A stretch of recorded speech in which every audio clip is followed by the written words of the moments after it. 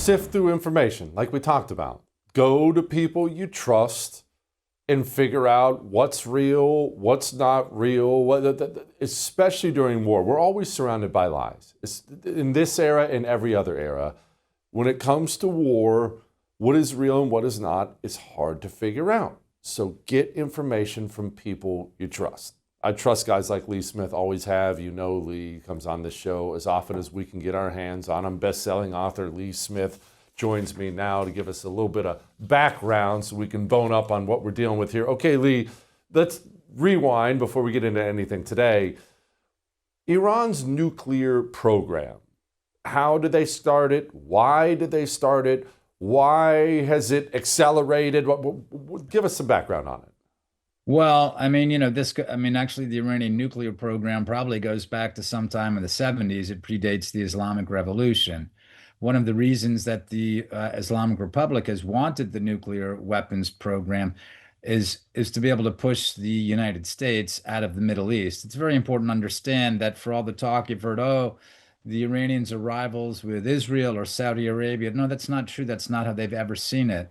They see the United States as the power in the Middle East, in the Persian Gulf, as it has been since 1944.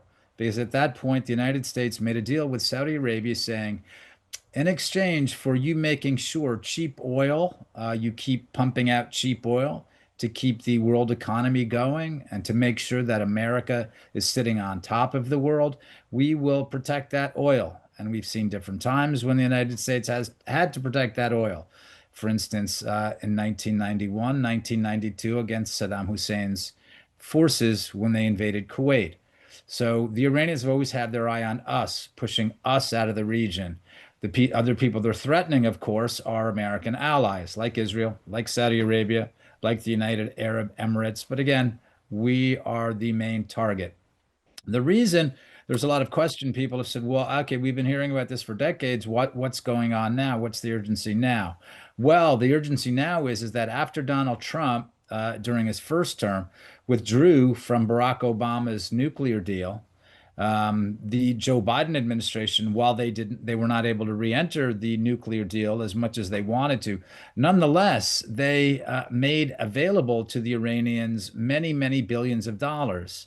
And when we're talking about the money that the Iranians put into their war chest, it goes in some cases for terror outfits, for terror proxies like Hamas, like Hezbollah, but it also goes into their nuclear weapons program. So people want to know, like, wow, how did this happen all of a sudden out of the blue? Why is Donald Trump really alarmed about this right now? Well, again, remember, Donald Trump has been talking about how Iran can't have a bomb. He's been talking about this actually even before he started running in 2015. So he's been pretty consistent on this. But the reason it's urgent now, again, is the reason that people are very concerned and how this happened is because the Biden administration wasn't looking. Right. When Donald Trump, during his first term, maximum pressure meant cutting off Iran's money, meant putting pressure on Iran in lots of different ways, whether it was intelligence services, whether it was different kind of military action. Let's remember, he killed the IRGC's head, Qasem Soleimani. So for Trump, the maximum pressure campaign, right, the Iranian nuclear weapons program was still a big deal, but Donald Trump had them on their back heels.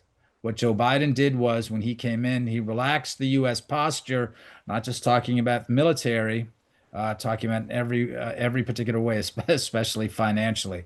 So that's what's happening right now. That's how the Iranians have made this mad rush. And that's why Donald Trump, the White House, and also our allies throughout the region, most especially, of course, Israel, are very concerned right now. So in short, that's kind of a abridged history from the beginning to the present. No, I appreciate you abridging it as much as you did. Can you maybe elaborate a little bit more on why the soft stance, if we have to put it that way, from, of course, Barack Obama, which you already pointed out, and then the Biden administration? What's with the soft heart for Iran? What's the Democrat goal for Iran?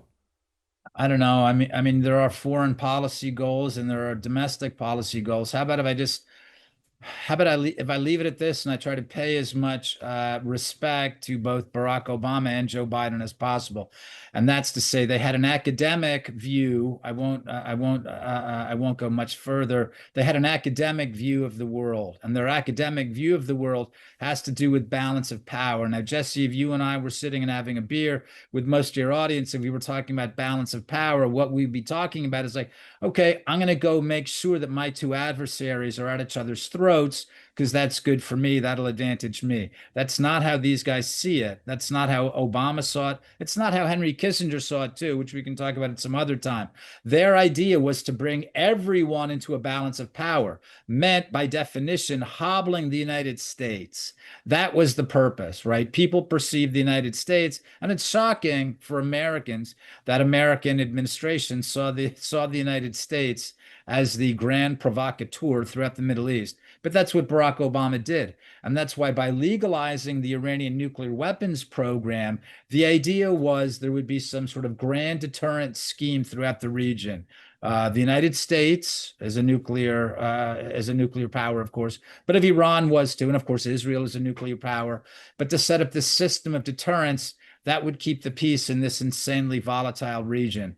So that was again, the overly academic theory that I think is fair to say. I have other theories as well about especially what Barack Obama was doing, but absolutely, this is what was going on with Obama and the Obama White House. Wow, I mean, it's not friggin' secret. Barack Obama hated Jews. He was raised by people who Okay, hated all Jews, so I'm sure. right. I mean, look, we don't have to mince words No, about the whole I thing. I know. remember when I Reverend, just I just I thought remember, I just thought I would give the academic explanation as well. Throw yeah. that in Well, you there. know what a soft touch I have on things, Lee. I Yeah, mean, I right. remember it like it was yesterday when they asked Reverend Wright if he met with Obama after he was elected. The first thing out of his mouth was he said, them Jews aren't going to let me talk to him. I mean, that's what Yeah, influenced the right. guy's worldview. So. Right. So, Yeah. okay, so let's focus on the actual military aspect of this, Lee, because at least for right now, I'm old enough to know not to ever count my chickens on anything. At least for right now, it looks like Israel beat the living crap out of them in at least the opening salvo, taking out all these leaders, things like that. Now, Iran is not America, they're not France, they're not Israel militarily, but they're also not nothing. But they've been made to look like nothing so far. What do you make of that? Well, I mean, the big Iranian threat has always been the Islamic Revolutionary Guard Corps, the IRGC, especially its Hmm. Quds Force, which is its expeditionary terror unit. And these are the guys who not only go around the Middle East, these are the guys who built Hezbollah, and these are the guys who were working with Assad's forces in Syria.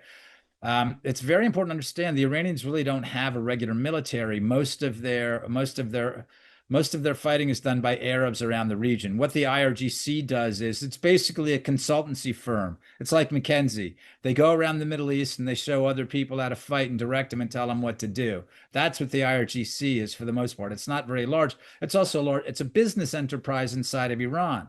The other thing the IRGC does is, and this is important, and it's something worth talking about. And some people have talked about it, though I don't particularly like the way they've talked about it. But they have cultivated terror forces around the world. So insofar as the Americans should be concerned, and insofar as our um, domestic services should be on high alert. And I'm sure FBI Director Kash Patel and Kristi Noem at DHS, they are all concerned about this, and they're all following. I mean, I have no particular insight. I'm just imagining that they're on alert and they're following whatever leads they may have if there are different Iranian terror proxies operating here in the United States. And Jesse, this is one of the shameful things about what Joe Biden did when he left our borders open. The number of the number of foreigners who are here who are here to cause trouble, not just to do terrible things like get behind a car and drive it drunk and kill Americans, right? But kill Americans inadvertently, but people who have been sent here to actually kill Americans. So this is what I think. This is what I think we should be focusing on. And again, I'm sure this is in the White House. I'm sure Seb Gorka is looking at this, and it's a very big deal. So that's the biggest concern I think for the United States right now. If that makes sense. There's lots of other stuff happening around the region, and there's lots of stuff that will be happening inside Iran, I'm sure, for a while to come. Yeah. I guess I'm gonna have to cancel my vacation. All right, Lee, before I let you go, speaking of Kash Patel, I've got to ask you about this. Chinese made driver's license to sway the 2020 election. What is this about? Yeah, this is a very important story. That when I first saw that reported last night, I think John Solomon at Just the News broke the story. Really important piece. And right, had what the core of the story is about Chinese election interference. I mean, in an insanely perverse way as well. Driver's licenses, to get to get people to be able to register to vote. But you may remember that I believe the date was January 5th. 2021, the then director of national intelligence, John Ratcliffe, who's now CIA director, Ratcliffe issued a memo who's talking to an intelligence community ombudsman who was pointing out that there were big problems at the CIA because CIA analysts, some of them wanted to say what the Chinese were up to, and they were blocked by CIA management. And unfortunately, that suggests that perhaps the former CIA director, Gina Haspel, may have been involved in pressuring analysts not to reveal what the Chinese were doing. But there were other guys who were there, other guys at the agency who were saying stuff like, yeah, I don't like Trump's policies, so I'm not going to put this correct analysis through there. I see what the Chinese are doing, but I don't like Donald Trump, or I don't like Donald Trump's policy on China. So I'm not gonna write that analysis or document what I know to be the case. So it's very upsetting. So anyway, Kash Patel, Director Patel, they have found apparently lots of this intelligence, and they've passed it on now to Senator Chuck Grassley. So yeah, it's a big story and a very big deal. What was it they said? The most secure, freest, fairest election ever. As soon as I heard those words repeated over and over and over again, Lee, I knew something was amiss. You Lee took Smith. it to the bank, right? Yeah. Look, thank you, brother. I would thank you for coming to my YouTube channel, but I know how brilliant it is, and I know you love it here. So subscribe and watch. We're going to start really ramping things up and putting some funny stuff, some interesting stuff out there, some collaborations. Either way, my YouTube channel is officially the place to be. So stick around.